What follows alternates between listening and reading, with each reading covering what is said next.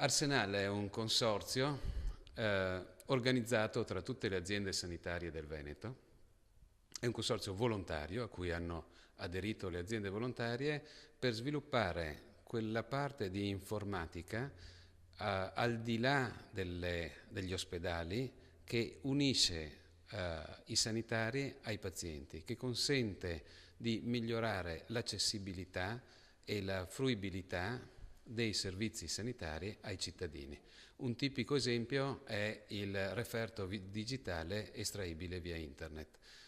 I cittadini, tutti i cittadini veneti, possono in questo momento via internet vedere il proprio referto in qualunque posto siano, sia del Veneto che fuori, senza doversi spostare da casa o dal posto di lavoro.